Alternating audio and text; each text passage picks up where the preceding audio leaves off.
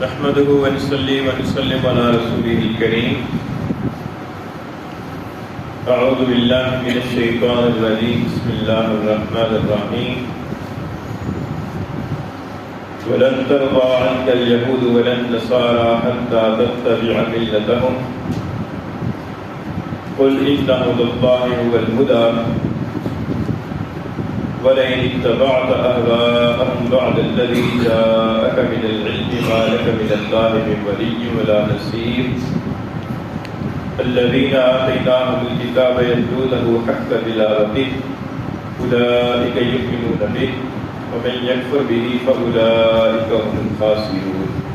صدق الله العلي العظيم. ولن ترضى عنك اليهود ولا النصارى، اور ہرگز راضی اور خوش نہ ہوں گے آپ سے یہود اور نہ نصارہ، حتی تتبع ملتہم، یہاں تک کہ آپ ان کی دین کی پیروی کر لیں. قل فرما دیجیے ان ھدی اللہ والہدی،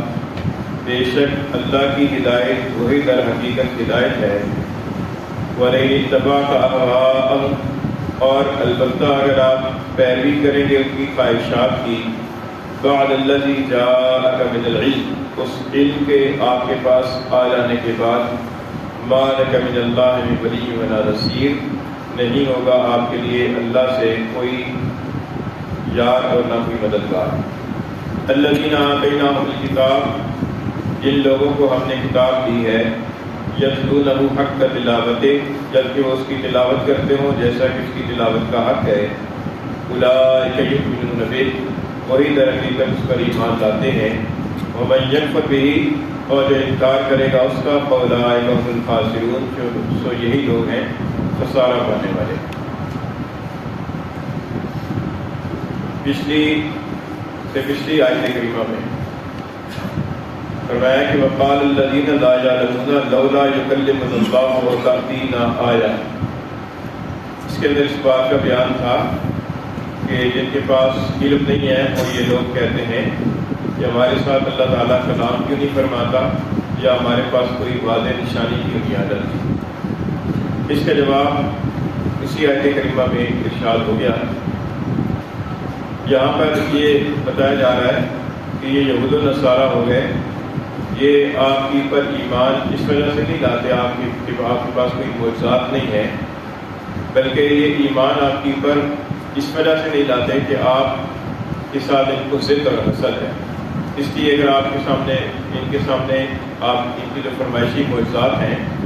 وہ ظاہر کر بھی دیے جائیں تب بھی یہ ایمان نہیں لائیں گے. اور یہاں تک کہ آپ سے یہ یہود اور نصارہ راضی نہیں ہوں گے، خوش نہیں ہوں گے، جب تک کہ آپ کے ان کی ملت کی پورے طریقے سے پیروی نہ کر لیں. بعض حضرات نے یہ لکھا ہے کہ اس آیت کریمہ کے شان نزول کا پس منظر یہ ہے کہ کچھ یہود و نصارہ نے حضور اکرم صلی اللہ علیہ وسلم سے عرض کی کہ اللہ کے رسول آپ کچھ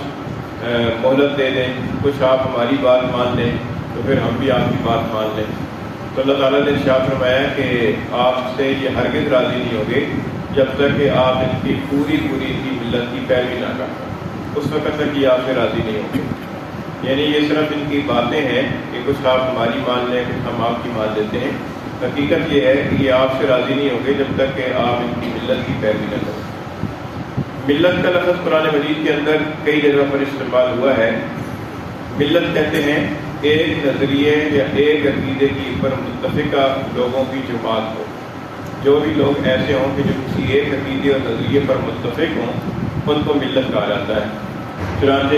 عقائد و نظریات کے اعتبار سے انبیاء کرام علیہ السلام کی تمام کی تعلیمات چونکہ مشترکہ ہیں، اس لیے انبیاء کرام علیہ السلام کی درست تعلیمات کی پر جو آدمی عقیدہ اور اعتبار نظریے کے اعتبار سے درست نظریہ رکھتے ہیں وہ چاہے دنیا کے اندر جہاں کہیں بھی پائے جائیں وہ سارے کے سارے ایک ہی ملت ہیں. تو فرمایا کہ جب تک آپ ان کی ملت کی پیروی نہ کر لیں، ان کے نظریات کی پیروی نہ کر لیں، اس وقت تک یہ آپ سے ہرگز راضی نہیں ہوں گے. اللہ فرما دیجیے کہ ان ھدی اللہ والہدی، یعنی یہ کہنا یہود و نصارہ کا کہ آپ ہماری بھی بات مان لیں، آپ ان سے یہ فرمائیے کہ اللہ کی ہدایت کی در حقیقت ہدایت ہے. یعنی اللہ تعالیٰ نے جس راہ کو ہدایت کی راہ قرار دیا ہے، حقیقت کے اعتبار سے وہی ہدایت کی راہ ہے. اور اللہ تعالیٰ نے اب حضور اقدس صلی اللہ علیہ وسلم کی بعثت کے بعد دین اسلام کو ہی ہدایت کی راہ قرار دیا ہے، لہذا اب در حقیقت ہدایت کی راہ مکمل وہی دین اسلام ہے۔ پھر آگے اللہ تعالیٰ نے فرمایا کہ اگر فرض کیا کہ آپ ان کی خواہشات کی، ان کے خیالات کی پیروی کر بھی لیتے ہیں اور اس وحی کا علم آ جانے کے بعد جو آپ کے پاس آ چکا ہے، تو پھر آپ کو اللہ تعالیٰ کے عذاب سے بچانے والا کوئی یار و مددگار نہ ہوگا۔ اس سے یہ معلوم ہوتا ہے کہ اللہ رب العزت کی پکڑ اور اللہ تعالیٰ کی گرفت ایسی ہے کہ اگر کوئی آدمی اللہ تعالیٰ کی مرضی اور اللہ تعالیٰ کی رضا کے خلاف کسی دوسرے کو راضی کرنے کی کوشش میں لگ جائے گا، تو پھر اللہ تعالیٰ کے عذاب سے بچانے والا اللہ کے سوا اور کوئی نہیں ہوگا۔ پھر انسان کو اللہ تعالیٰ کے عذاب سے ڈرنا چاہیے۔ آج ہمارے لیے اس آیت کریمہ کے اندر عبرت ہے کہ حضور اقدس صلی اللہ علیہ وسلم سے تو یہود و نصارہ اس وقت تک راضی نہ ہوں جب تک کہ آپ ان کی ملت کی پیروی نہ کریں، اور ہم یہ خیال جمائے بیٹھے ہیں کہ ہم کچھ رسومات کے اندر یہود و نصارہ کی تقلید کر لیں گے تو یہود و نصارہ ہم سے خوش ہو جائیں گے، اور چنانچہ ایسے ہی ہوتا ہے کہ یہود و نصارہ جیسا لباس اور ان جیسی وضاحت اور ان جیسے اٹھنے بیٹھنے کے انداز کو اپنا کر ہم فخر محسوس کرتے ہیں اور اب یہ سمجھتے ہیں کہ یہود و نصارہ اس کی وجہ سے ہم سے راضی ہو جائیں گے۔ یہ ہماری بھول اور ہماری غلط فہمی ہے۔ اس لیے اس آیت کریمہ سے ہمیں اس بات کا سبق حاصل کرنا چاہیے کہ ہم جتنی بھی یہود و نصارہ کی پیروی کر لیں، ان کی رسم و رواج کو اختیار کر لیں، جب تک کہ ان کے نظریات کے اعتبار سے ان کے ہم نوا نہیں ہو جائیں گے اس وقت تک راضی نہیں ہو سکتے، اور ان کے نظریات کا ہم نوا ہونے کا مطلب یہ ہے کہ اسلام کو خیر آباد کہہ دیا جائے۔ ایسا کرنا ممکن نہیں ہے۔ اگلی آیت کریمہ کے اندر اللہ تعالیٰ نے اس کے برعکس جو یہود و نصارہ منصف تھے اور تعصب اور ضد اور حسد ان کے اندر نہیں تھی بلکہ وہ حقیقت پسند تھے، اللہ تعالیٰ نے ان کی تعریف بیان فرمائی ہے۔ فرمایا کہ الذین آتیناہم الکتاب، کہ وہ لوگ جن کو ہم نے کتاب دی ہے، یہاں پر کتاب سے مراد تورات اور انجیل ہے، یتلونہ حق تلاوتہ، وہ اس کی تلاوت بھی کرتے ہیں اس طرح جس طرح تلاوت کرنے کا حق ہے، یعنی وہ تورات اور انجیل کو اس طریقے سے پڑھتے تھے کہ جیسے پڑھنے کا حق ہے۔ اچھا، پڑھنے کا حق کیا ہے؟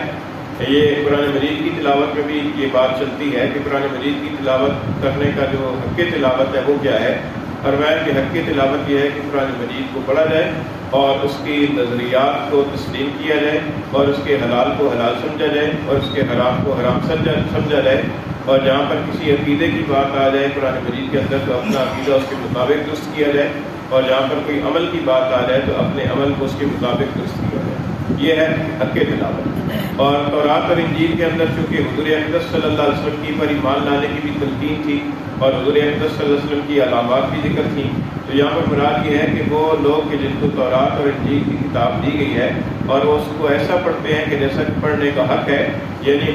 جہاں جہاں حضور اقدس صلی اللہ علیہ وسلم کی پیشن گوئی کی انہوں نے اس بات کو تسلیم کیا، اور جب حضور اقدس صلی اللہ علیہ وسلم کی بعثت ہو گئی تو آپ کی پر ایمان لے آئے۔ فرمایا کہ اولئک یؤمنون بہ، حقیقت میں تورات اور انجیل کی پر ایمان لانے والے یہی لوگ ہیں کہ جنہوں نے حضور اقدس صلی اللہ علیہ وسلم کی پر بھی ایمان لایا اور تورات اور انجیل کی ایسی ہدایات کو بھی